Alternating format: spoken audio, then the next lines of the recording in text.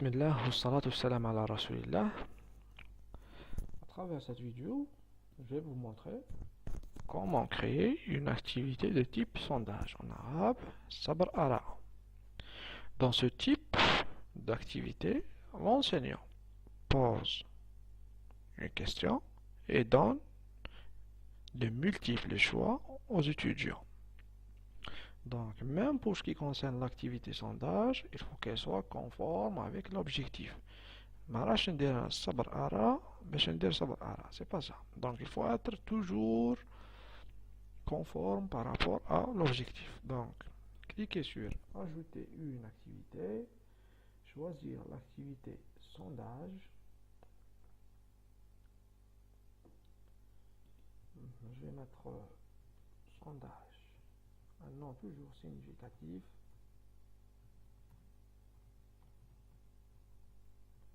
Très bien. Dans la description, je vais poser ma question du sondage. En quoi consiste ce sondage? Moi, j'ai un sondage ici. Suite à l'étude de cette unité d'apprentissage, sont-ils capables de mettre en forme un texte facilement?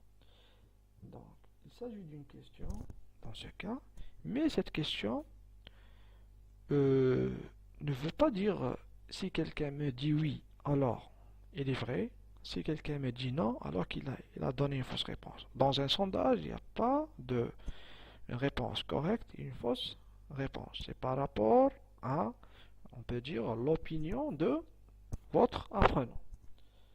Donc, ma question du sondage, je vais l'insérer dans la partie description. Je ne vais pas afficher la description. Mode d'affichage des options. C'est-à-dire, il va y avoir des réponses, des questions, plutôt des réponses. Vous voulez que ces réponses s'affichent horizontalement ou bien verticalement. Je vais le laisser horizontalement. Permettre la modification du choix. C'est-à-dire, après avoir répondu, est-ce que vous voulez permettre à vos étudiants de modifier leur choix? C'est suivant le type de question. Donc, si vous voulez dire oui, vous pouvez dire oui ou non. Mais il faut justifier votre choix. Permettre le choix de plusieurs réponses. Tout dépend du type de la question. Donc, je vais mettre non. Limiter le nombre de réponses permises. C'est dans ce cas où, par exemple, je vais limiter le nombre de choix d'une réponse. Par exemple, je vais vous illustrer ça avec un exemple. Ça, je vais dire oui et non. Donc, vous avez l'option 1, option 2. C'est ici que je vais donner les choix. Oui, non. Si je veux dire par exemple,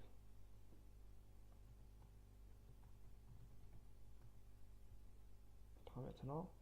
Donc, toutes les options, les choix, je vais les mettre dans les parties options.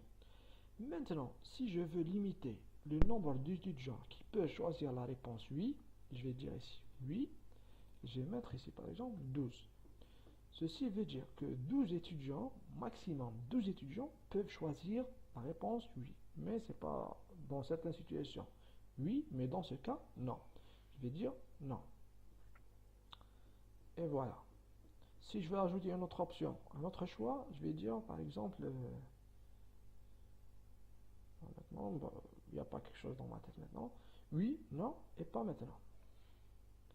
Disponibilité. C'est-à-dire permettre les réponses dès la date d'ouverture du sondage. Je vais cliquer sur Activer. Donc, par exemple, le sondage s'ouvre à partir du 1er décembre 2018 à 10h42. Permettre les réponses jusqu'à la date de fermeture du sondage. Je vais dire par exemple 8 décembre. Les résultats. Publication des résultats. Ne pas publier les résultats pour les étudiants. Afficher les résultats aux étudiants après leur réponse. N'afficher les résultats aux étudiants une fois que le sondage est fermé. Tout dépend du type de la question. Et tout dépend de l'orientation de l'enseignant. Par exemple, dans mon cas, je vais dire n'afficher des résultats aux étudiants qu'une fois le sondage est fermé. confidentialité des résultats خصوصية في الإجابات. Publier les résultats anonymement sans afficher le nom des étudiants qui est la meilleure façon, c'est-à-dire pour ne pas vexer un étudiant. À travers ce paramètre, on peut assurer l'anonymat.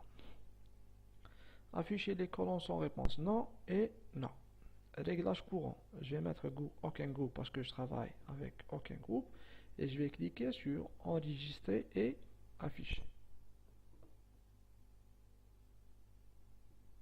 Et voilà votre sondage. Merci pour votre